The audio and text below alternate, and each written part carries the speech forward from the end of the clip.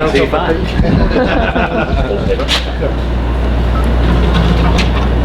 Thanks, sir. Sure.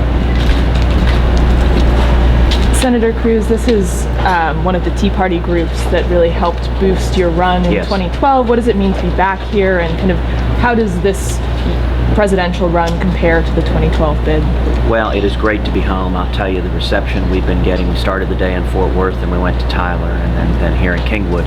The reception has been extraordinary. We've seen thousands come out. We've seen extraordinary excitement and enthusiasm.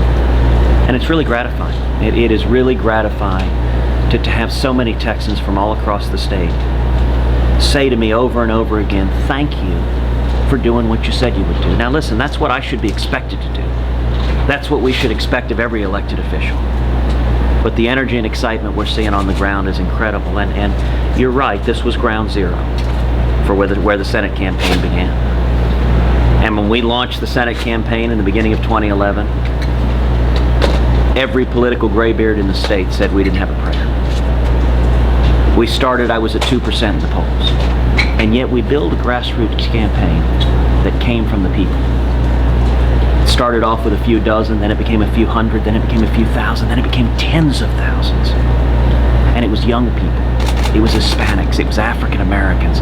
It was women. It was Reagan Democrats. It was hard-working men and women who want to believe again in the promise of America. And we went through what was a $50 million primary, most expensive primary in the whole country. We were outspent 3-1, had $35 million in attack ads run against us. And yet, due to the incredible strength of the grassroots, we went from 2% to not just winning, but winning the primary by 14 points, winning the general by 16 points. That is the power of the grassroots.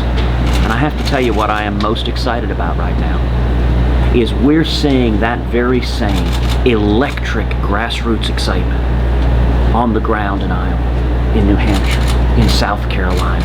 We're seeing the same Reagan coalition that came together in Texas coming together across the early primary states, across the Super Tuesday states.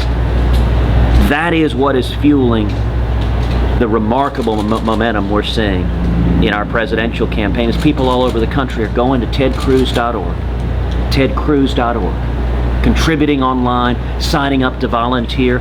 This is a campaign, just like the Senate race, from the people. We're building a grassroots army, and I believe that's why we're going to win, because there is no force in politics as powerful as the grassroots, as we the people rising up together. Senator Cruz, Rick Perry, other Texas candidate running for president, is having trouble kind of with financial problems. Unclear how long to be able to stay in the race. How aggressively would you plan to go after those voters? What would your message be to kind of people who are maybe donors or activists who know you and Governor Perry well, who are trying to decide which of these two Texas candidates is more in line with their values? Well, I like Rick Perry. Rick Perry is a friend of mine. I think he was a terrific governor of the state of Texas. And he'll make his own decisions about what to do with his campaign. In terms of what I'm doing, look, I am certainly trying to do everything I can to earn the support of all of his supporters and the support of everyone else's, every other candidate in this field. I mean, my hope is at the end of the day to unify the Republican Party, to earn the support of the supporters of all of the 16 other Republican candidates. And that's what I've been encouraged by, the direction we've seen, is we're seeing conservatives coming together and uniting.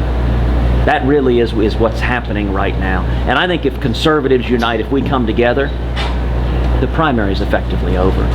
We win the primary, and I think that's also how we win the general. And so I'm going to continue working to earn the support of the supporters of Rick Perry and Donald Trump and every other candidate in the field.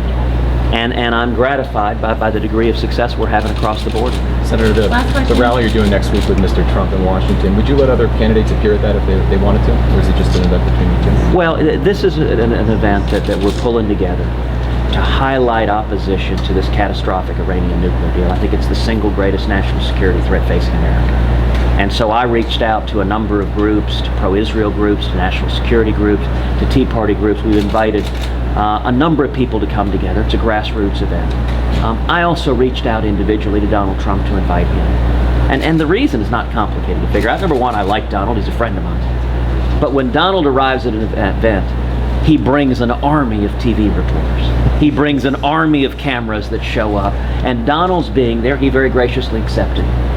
means the mainstream media will cover the event, will cover the catastrophic national security consequences that are coming from this terrible deal. I have been leading the fight against this Iranian nuclear deal for several years now. If this deal goes through, there will be three consequences. Number one, the Obama administration will become quite literally the world's leading financier of radical Islamic terrorism. Number two, if this deal goes through, we will abandon 4 American hostages in Iranian prison cells, including Pastor Saeed Abedini, an American citizen sentenced to 8 years in prison for preaching the gospel. But number three, if this deal goes through, it will only accelerate Iran's acquiring nuclear weapons. And let me say this beyond that. This week we got the very unfortunate news that 34 Senate Democrats have now pledged their support for the deal, which means if they stick to those votes, that the president will have enough votes just to sustain a veto.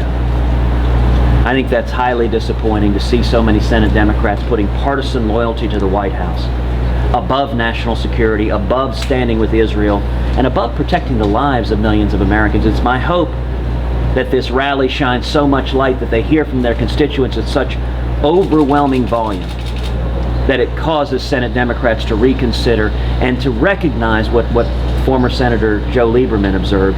This is the most important vote any senator is likely to cast in his or her career, and we should put national security above any thoughts of partisan loyalty. But the other candidates can if they choose to. But what I will say is this. If Senate Democrats don't hear that call, if they stand for the Democratic Party instead of for the American people, then it will make stopping a nuclear Iran perhaps the single most important issue in the 2016 election. And I cannot wait to stand on a debate stage next to Hillary Clinton and make perfectly clear that if you vote for Hillary Clinton, you are voting for Iran to acquire nuclear weapons. She supports this catastrophic deal. And if you vote for me, under no circumstances will the nation of Iran, led by a theocratic Ayatollah who leads chants of death to America, under no circumstances will Iran be allowed to acquire nuclear weapons. That is a fundamental issue in this election, and the purpose of the rally is to highlight it. All right, Thank you. Appreciate it.